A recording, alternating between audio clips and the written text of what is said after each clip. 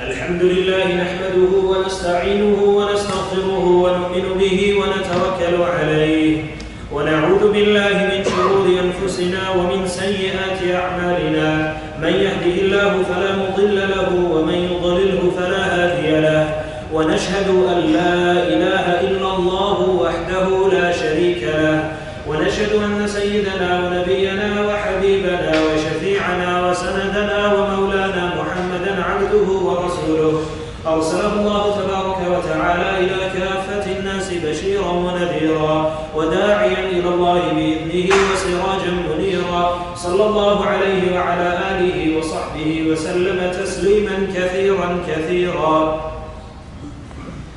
أما بعد, brothers, sisters, respected elders, Assalamu alaikum wa rahmatullahi wa barakatuh. Wa alaikum assalam wa rahmatullahi wa barakatuh. We begin as always by praising Allah subhanahu wa ta'ala, who alone is worthy of all praise, and by sending the choicest salutations, blessings and salawat upon our beloved Prophet Muhammad sallallahu alayhi wa sallam.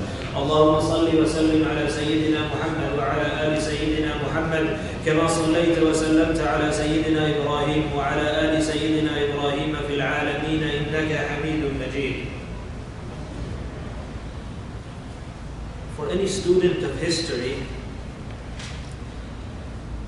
there is one thing that after studying the pages and chapters of history that is evident: the power that the youthful vigor contains, or the power and the direction that the youth, the young people of any nation, any people would want to take their nation or their people, is a great power. That when young people decide that they want to do something and they want to change, then they, more often than not, they are successful. So it's not the elders, but it's when young people, the elders, the older folk, yes, they have achieved change in the past as well, but usually it's not them. The elders, it's not them who achieve.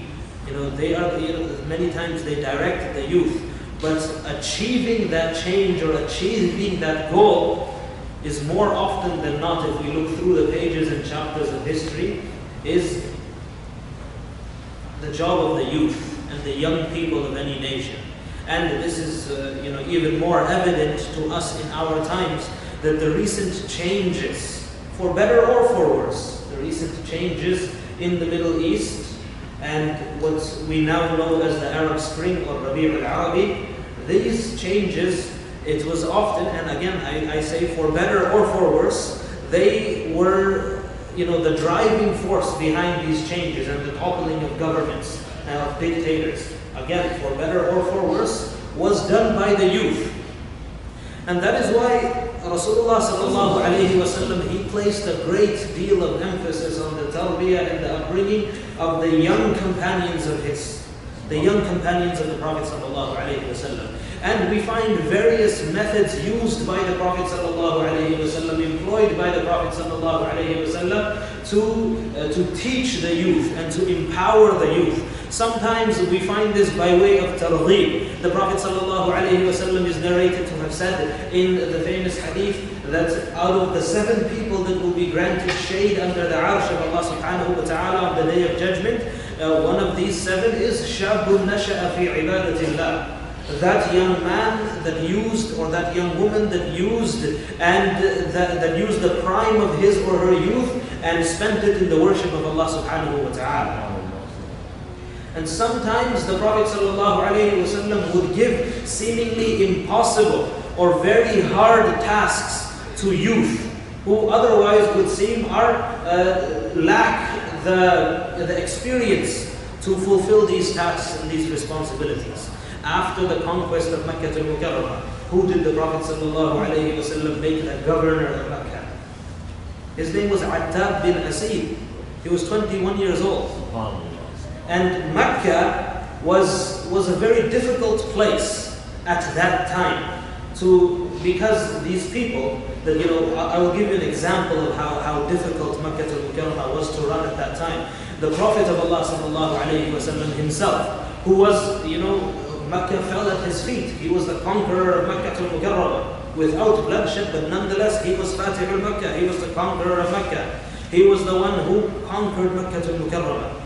Even him, the Prophet sallallahu alayhi wa sallam, at that time he expressed a desire to Sayyidina Aisha radiallahu ta'ala anha. He said that I wish that I could rebuild this Kaaba the way that Sayyidina Ibrahim alayhi salam had built it. And how the Prophet sallallahu alayhi wa sallam elaborated that the building of Sayyidina Ibrahim alayhi salam, it had two doors. One door to enter and one door to exit. Today, the building of the Kaaba, for those of us who have been there, and may Allah subhanahu wa ta'ala take us all there, we notice that it only has one door. But the Prophet sallallahu alayhi wa sallam, he explained the reason why he chose not to rebuild the Kaaba in the fashion of Sayyidina Ibrahim alayhi salam. He said that these people are قَرِيبُ عَهْدٍ بِالْإِسْلَامِ or قَرِيبُ عَهْدٍ بِالْكُفْرِ. They are very near to their days of kufr. So as not to instigate anything within them, he chose not to rebuild the Kaaba upon the qawaim of Ibrahim, or the way that Sayyidina Ibrahim alayhi salam, he built the Kaaba. And yet, at the same time, realizing this difficult situation, that this is a situation that mandates experience and thought and wisdom to look after the people of Makkah al-Mukarramah, because these are people who up until yesterday, they were up in arms against the Muslims. He put in charge of Makkah al-Mukarramah a man by the name of Attab bin Asid, who was 21 years old. Fast forward to the time of Sayyidina Abu Bakr as-Siddiq radiallahu ta'ala. Abu Bakr as-Siddiq radiallahu ta'ala, he began the seemingly, impossible task, or not impossible, but a very remarkable task of gathering the Quran into one book. We know that in the time of the Prophet sallallahu alayhi wa sallam, the Quran was not compiled into a book format. It was written by various companions, and they had various portions of the Quran in their houses, and they would recite it from memory, some of them, and some of them would recite it from the portions of the Quran that they had written with them. When the first time the Quran was compiled into a book format, the Quran that we have now, this is the compilation of Sayyidina Uthman radiallahu ta'ala anhu, but the first person who undertook this task was Sayyidina Abu Bakr as-Siddiq radiallahu ta'ala anhu. And who did he choose to compile the Quran?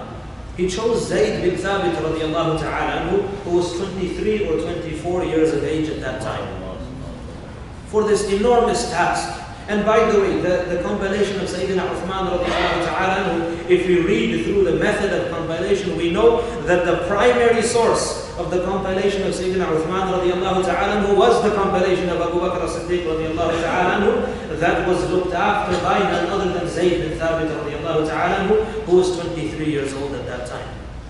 And you know, Sayyidina Abu Bakr as-Siddiq radiallahu ta'ala anhu actually said to him that the reason, Zayd, we have chosen you to look after this difficult task is إِنَّكَ رَجُلٌ شَابٌ عَاقِلٌ, that you are a young intellectual man. You are a very smart young man. This is why we chose you to gather this Quran and to compile this into a book format. So my brothers and sisters, we see this in the seerah of the Prophet sallallahu alayhi wa sallam, yet unfortunately, this is just a short reminder for us today, inshallah. Unfortunately, today, we do not give the due diligence or the proper attention to the tarbiyah of our young men and women, especially in this part of the world. And how do we exactly look after the tarbiyah of our young men and women? We find examples for this in the seerah of Rasulullah sallallahu alayhi wa sallam. And 10 minutes is not enough to elaborate on the A to Z method of the proper upbringing of young men and women in Islam. But what we can do in 10 minutes is understand that for the proper upbringing, it requires a model. The only, Allah subhanahu wa ta'ala, one of the attributes, the qualities of Allah subhanahu wa ta'ala is that He creates without prior example. This is something that is exclusive to Allah subhanahu wa ta'ala, that He is able to create without any prior example. He doesn't need a model or a sketch to follow to create the human being or to create the world. This is something that's exclusive to Allah subhanahu wa ta'ala. Therefore we understand that for you and I, regular human beings, we do require a model or something to follow. So for the proper, to do something properly. So for the tarbiyah and the upbringing of our children and our youth, we do require a model. And this model, according to the Quran, is none other than Rasulullah sallallahu alayhi wa sallam. Allah subhanahu wa ta'ala says, لَقَدْ كَانَ لَكُمْ فِي رَسُولِ اللَّهِ أُسْوَةٌ حَسَنَةٌ. That in the Prophet of Allah there is a great example for you. There is a great example for you. And once this example is set and established, then comes the second part. Then we teach our children. And today we teach our children everything else, my brothers and sisters. But seldom do we teach them about the greatness and the sunnah of Rasulullah sallallahu alayhi wa sallam. And what a human being the Prophet sallallahu alayhi wa sallam was. And there are books. There are enough books written on this topic that you and I, we could read for our entire lives. And we will not complete these books. So it's not that we don't have material available to us. We do. One of the questions I often ask young students when I go to see them or they come to see me is, what was the last book that you read? And, depending on the age of the students and their interest, some of them, unfortunately, will say that, I can't remember the last time I read a book, but some of them will tell me the last book that they remember reading. And then the next question would be that, have you ever read a book in its entirety on the seerah of Rasulullah sallallahu alayhi wa sallam? And unfortunately, my brothers and sisters, more often than not, the answer is actually no. That we have never read, and don't worry, I'm not going to ask it right now. Some of you look worried. More often than not, the answer is no. That we have not ever read an entire book on the seerah of Rasulullah sallallahu alayhi wa sallam. And the beauty of the seerah of Rasulullah sallallahu alayhi wa sallam is that it is so readily available to read in any language. That any language you ask, there is a book of the seerah of Rasulullah sallallahu alayhi wa sallam in that language. You read quality material on the seerah of Rasulullah sallallahu alayhi wa sallam. You read it and you ask your children to read it. And another beautiful thing about the seerah of Rasulullah sallallahu alayhi wa sallam is that you will never be tired of rereading the seerah of Rasulullah sallallahu alayhi wa sallam. Ask those who do read the seerah of Rasulullah sallallahu alayhi wa sallam. The events of history, they do not change. But each time a new seerah of Rasulullah sallallahu alayhi wa sallam comes out, they read it and they feel that same taste for the seerah of Rasulullah sallallahu alayhi wa sallam that they felt upon their first time reading it. And ask those who have read multiple seerahs on the Prophet sallallahu alayhi wa sallam. So at least one, you read it and you establish that this is the ultimate role model for yourselves and your children.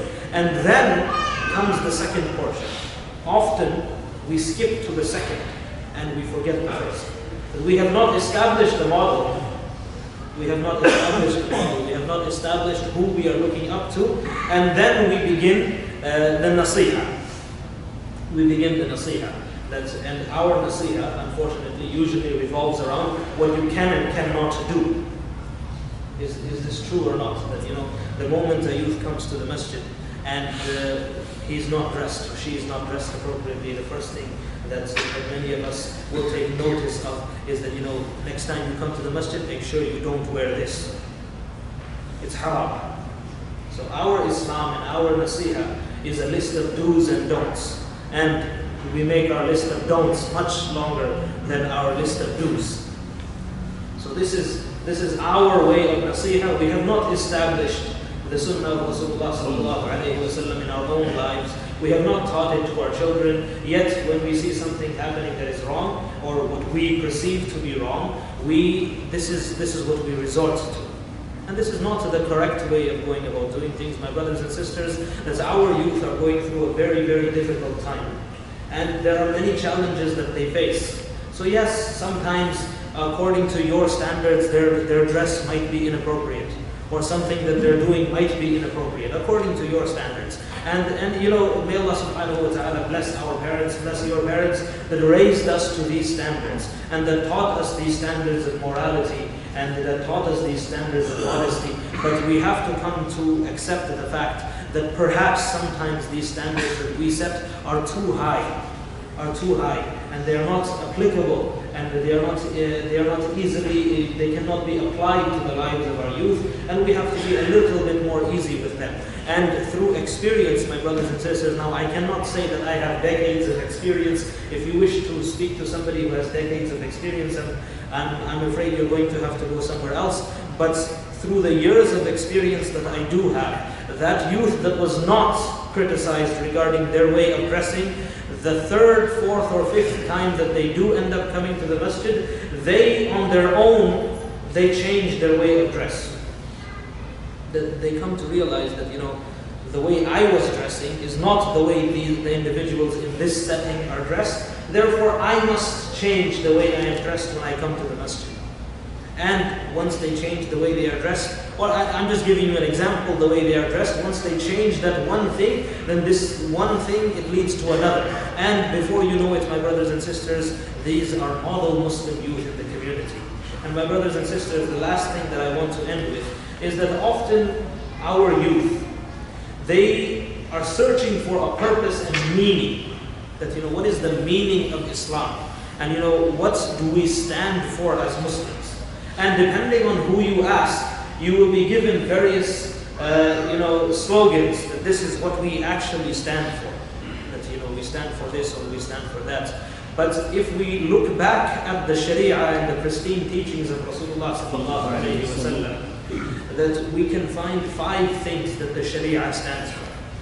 That we can summarize it into 5. And this is, in essence, this is the study of maqasid al-Sharia, the higher aims and objectives of Sharia. That's the entire Sharia, the entire religion of Islam, it revolves around 5 things, or the protection of 5 things. Number 1 is the protection of religion. So this is, listen up, this is what we stand for. Number 1 is the protection of religion. That we ensure that we are afforded the right to practice our own religion, and we also uphold this right for other people, as did the Prophet ﷺ, the protection of religion. Number 2 is the protection of life. The sanctity of life is one of the objectives of Sharia, that the Sharia upholds. And the way these objectives are established is a collective look at the rulings of Sharia and the laws, that the divine revelation of Allah subhanahu wa ta'ala, and what these laws they wish to achieve. So it's not written in any one hadith that these are the 5 aims and objectives of Sharia. This is a collective look at the rulings and the teachings of the Prophet sallallahu alaihi wasallam, that we achieve these 5 maqasid and these 5 aims and objectives. So don't come to me after and say, in exactly which hadith are these 5 things mentioned. They're not mentioned in one hadith. The next is the protection of life, the protection of property, the protection of progeny, and the protection of intellect. All of these are aims and objectives that the Sharia stands for. So if you wish to know, and if you long for that meaning, that what is it that the Muslims stand for, and here you have it. You have 5 things that your religion stands for, and these are the 5 things that we are ready to give our lives for, frankly speaking. And these are the 5 things that the Salaf, they did give their lives for, they gave their time for, they gave their wealth for. The protection of religion, the protection of life, the protection of property, progeny, and intellect. May Allah subhanahu wa ta'ala help us understand this, and may Allah subhanahu wa ta'ala help us, cut the youth some slack. And because I chose this topic today, because many of the youth are present over here, and when I tell your parents to cut you some slack, that's not an excuse for you to go home and tell your parents, see, the Imam told you to cut me some slack, that we need to also straighten our act up. We need to become model Muslims, study Islam, study the Sharia. And the next time I ask you, have you ever read a book on the seerah of Rasulullah sallallahu alayhi wa sallam? I hope your answer is not no, and I will give you about 2 or 3 weeks inshallah before I do ask you, and inshallah the next time I do ask you, it won't be no. Because it really, one thing that does upset me, that there are few things that I am upset with when I speak to the youth, because I know, I understand the challenges, and any little good that I see is, I take it, that this is something great that's living in this part of the world. notwithstanding all of the challenges that the youth face, they are still practicing Islam to this degree. But what does upset me is when I hear that we have never read a book on the seerah of Rasulullah sallallahu alayhi wa sallam. Even more than that person that says that, I can't remember the last time I read a book. That also, to a degree, it upsets me as well, because we are an ummah that reads, and our salaf were a people that read, and our legacy is a legacy of learning. But even more than that is when somebody tells me that I have never read a book on the seerah of Rasulullah sallallahu alayhi wa sallam. And I don't say this only to the youth, that many of us who are in our 40s and 50s, if you still have not read a book on the seerah of Rasulullah sallallahu alayhi wa sallam, then you need to get reading as well. Because if you are not going to learn about your Prophet, then who exactly is going to learn about the Prophet sallallahu alayhi wa sallam? There are non-Muslim historians that have more knowledge, and sometimes they use this knowledge for good and sometimes for evil. That is besides the fact, but they have more knowledge about the Prophet sallallahu alayhi wa sallam than you and I, and this is a thing to be ashamed of. May Allah subhanahu wa ta'ala give us the ability to read on the Prophet sallallahu alayhi wa sallam, and further than reading, act upon and implement his teachings and follow in his righteous footsteps and the sunnah of Rasulullah sallallahu alayhi wa sallam. Wa akhiru da'wana alhamdulillahi rabbil alamin.